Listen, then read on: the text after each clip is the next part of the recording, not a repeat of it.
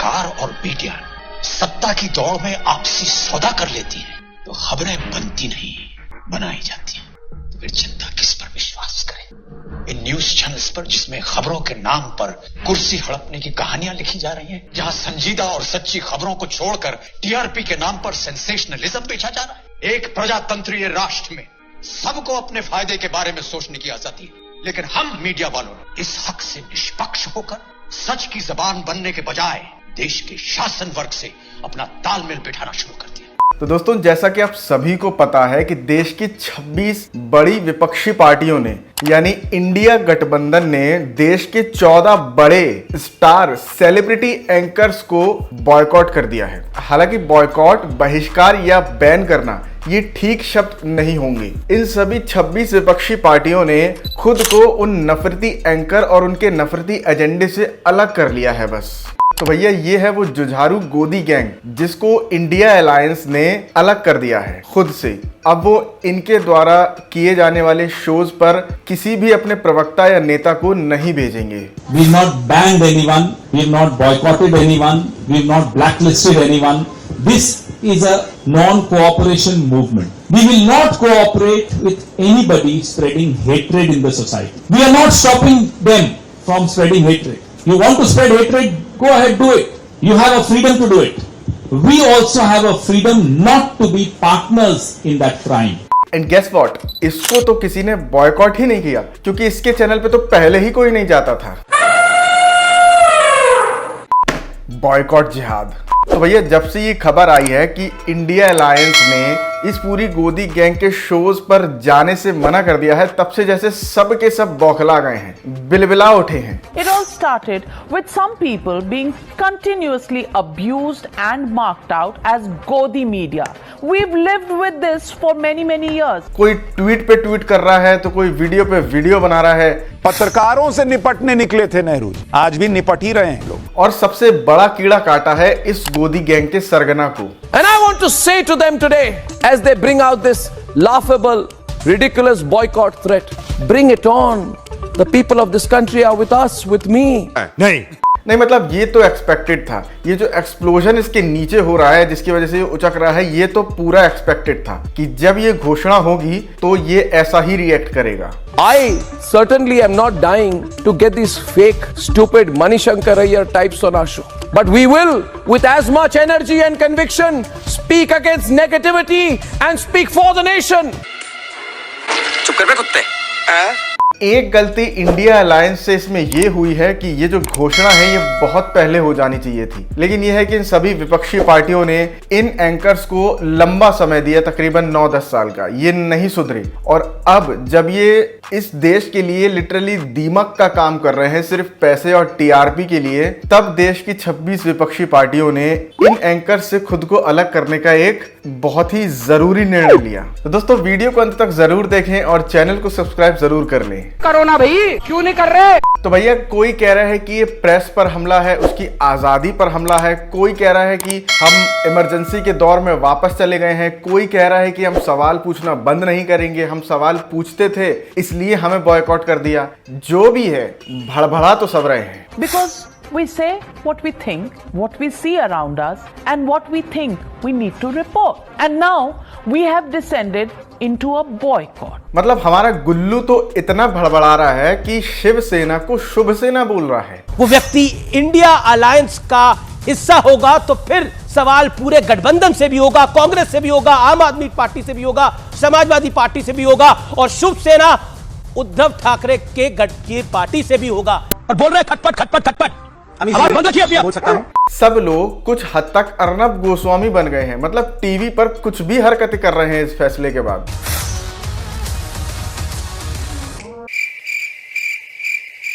मतलब वो हमारे सुधीर भैया ने जो विक्टिम कार्ड दिखाया था ना, बिल्कुल वही हरकतें कर रहे हैं। इन्होंने सबने अपने अपने विक्टिम कार्ड निकाल लिए हैं। बिल्कुल सही रास्ते पर है। कठिन सवाल पूछे गए, आगे भी पूछे जाएंगे। भाई साहब कह रहे हैं कि हम ऐसे चुभने वाले सवाल पूछते रहेंगे। आप बिल्कुल पूछते रहिए, लेकिन क्या सिर्फ विपक्ष से, सत्ता से आप कोई सवाल नहीं करेंगे? इस बहिष्कार को लेके इंडिया टीवी ने एक पोल किया ट्विटर पर, उसी में सब सामने आ गया। भाई, इंडिया टीवी को तो वही लोग फॉलो कर रहे होंगे ना जो इंडिया टीवी को देखते होंगे, जो एजेंडा इंडिया टीवी परोसता है उसको भी पसंद करते होंगे, तो वो लोग भी इनके अगेंस्ट में वोट कर रहे हैं। इसके बाद ऐसा पोल इस किसी भी चैनल और किसी भी एंकर ने नहीं किया जो इतना ये अपनी छाती पीट रहे हैं कि हम सवाल पूछते हैं इसलिए हमसे अब ये बात नहीं करेंगे। अगर आप इतने ही सच्चे हैं और आप इतनी ही सच्ची पत्रकारिता करते हैं तो क्यों नहीं अपने ट्विटर हैंडल पे या यूट्यूब पर एक पोल कर लेते हैं। बॉयकॉट किया है ये ठीक है, सब समझ में आ जाएगा। कुछ नाम हैं जो इस लिस्ट में नहीं थे जो कि सरप्राइजिंग था, जैसे कि अंजना जी, हम मत बोलिए,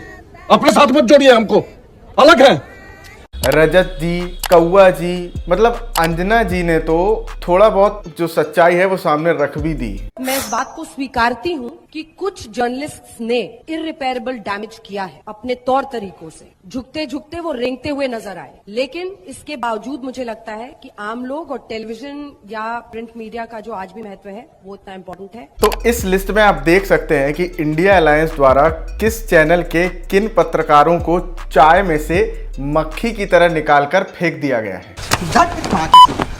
और इसका असर ये हुआ है कि ये सभी चैनल और ये सभी पत्रकार इंडिया अलायंस को इंडिया अलायंस बुलाने लगे हैं। बताइए, इंडिया अलायंस, इन्होंने खुद ही बेइज्जती करवा ली। तो दूसरी तरफ वाले बीजेपी को बीजे पार्टी बोलने लगे हैं। इंडिया अलायंस के इस कदम को लेकर न्यूज 24 के पत्रकार राजीव रंजन ने एक बढ़िया ट्वीट किया। ये न्यूज 24 पे बड़ा अच्छा काम करते हैं, माहौल क्या है करके एक इनका बड़ा अच्छा कार्यक्रम आता है, आप भी देखा करें। इन्होंने ट्वीट किया है कि जिन पत्रकारों का इंडिया गठबंधन ने बहिष्कार का ऐलान किया है उन्हें तुरंत स्टूडियो छोड़कर जनता के बीच से बिना सुरक्षा बहस कार्यक्रम करना चाहिए। उन्हें जनता की राय लेनी चाहिए। लोकतंत्र में जनता ही भगवान है, दूध का दूध और पानी का पानी हो जाएगा। और ऐसा ये एक भी पत्रकार नहीं करने वाला। ये अपने एसी स्टूडियो में रहकर ही सिर्फ हिंदू मुसलमान कर सकते हैं और ये लगातार यही कर रहे थे। तभी इन देश की 26 विपक्षी पार्टियों ने इनका बहिष्कार किया है। इसलिए नहीं किया कि ये सिर्फ विपक्ष से ही सवाल पूछते हैं, बल्कि इसलिए किया है कि ये लगातार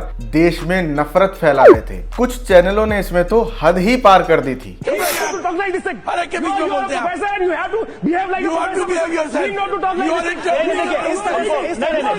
और कुछ पत्रकार तो भैया दिख रहे हैं कि फ्रस्ट्रेट हो गए हैं, जिनमें से एक है हमारी चित्रा दीदी। दोनों तरफ की अगर आप यहाँ पर किसी एक के बारे में बोलती हैं तो दूसरे के बारे में आप बर्दाश्त कीजिए। किसी एक का नाम भी नहीं लिया मैंने, तो बस इतना कहा। कुछ दिनों पहले तक ये मनोज तिवारी जी के साथ बुलेट पर बैठ के गाना बजाना कर रही थी और आज ये पूरी तरीके से फ्रस्ट्रेट हो चुकी हैं। सवाल खड़े कर रही हैं, वो 5 लाख वोट से जीत कर आए हैं। यही जनता वोट करती है, ऐसा तो है नहीं कि खुद की जेब से निकाल कर और अपने वोट कर लिया जाता है। तो मुझे लगता है व्यक्तिगत पे इससे सवाल नहीं होना चाहिए। सवाल बिल्कुल होना चाहिए, सवाल बिल्कुल होना चाहिए, लेकिन यही जनता चुनती है। नेहा, यही जनता चुनती है, जनता का मखौल नहीं उड़ाना चाहिए। तो भैया जो टीएमसी की सरकार है बंगाल में, जो पंजाब में सरकार है, जो केरल में सरकार है, जो बिहार में सरकार है, उन्हें भी तो जनता ने ही चुना है। उन सरकारों से भी तो आप लोग लगातार सवाल पूछते हैं, लगातार उनको कटघरे में खड़ा करते हैं। तो क्या ये उस जनता का अपमान है जिन्होंने वोट किया है? मतलब कुछ भी डिफेंड करना है बस। हम काट के खाते हैं कि हम चूस के खाते हैं? आप लोगों के यही सवाल होते हैं। नहीं, आपके जेब में कितने पैसे हैं? आप कितना पैसा लेके टहलते हैं? ये कौन बात नहीं होता चित्रा जी, आपका मंच है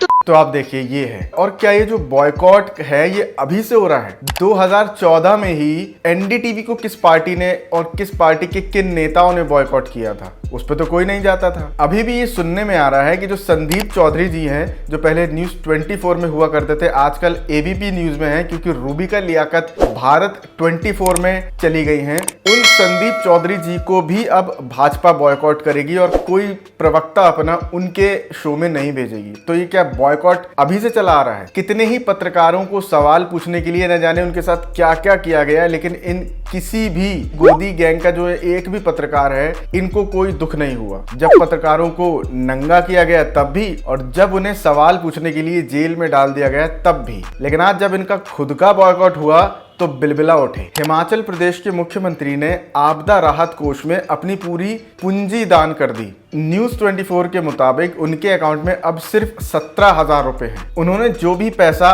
खुद के लिए, अपने परिवार के लिए जोड़ रखा था, वो सब आपदा राहत कोष में दान कर दिया। क्या किसी भी न्यूज चैनल पर, मेन स्ट्रीम न्यूज चैनल पर ये जो प्रोग्राम आते हैं, दंगल, हल्ला बोल, ब्लैक एंड व्हाइट और ये पाठशाला वगैरह वगैरह, किसी पर भी आपने खबर देखी? नहीं देखी होगी। अगर ये असम के मुख्यमंत्री, यूपी के मुख्यमंत्री या फिर कोई और कर देता तो आप दिन भर यही खबर देखते। मतलब भैया सबसे ज्यादा दुख तो रूबिका जी के लिए हो रहा है। इनका तो नया ही चैनल था और इनका बंटाधार हो गया। होना भी तो था। इनके जो मालिक तो खुद ही कह रहे थे कि हमें कोई शर्म नहीं है पॉपुलर रूलिंग गवर्नमेंट को सपोर्ट करने में, हमने चैनल ही इसलिए खोला है ताकि हम उनको सपोर्ट कर पाएं। ऐसा उन्होंने बोला नहीं, लेकिन भावना यही थी। By and large, we are fair and independent. Just then. But intelligent support to the popular ruling government. We don't feel shy in this. लेकिन जो भी उन्होंने बोला था उतना काफी था ये समझने के लिए कि उनकी क्या भावना है।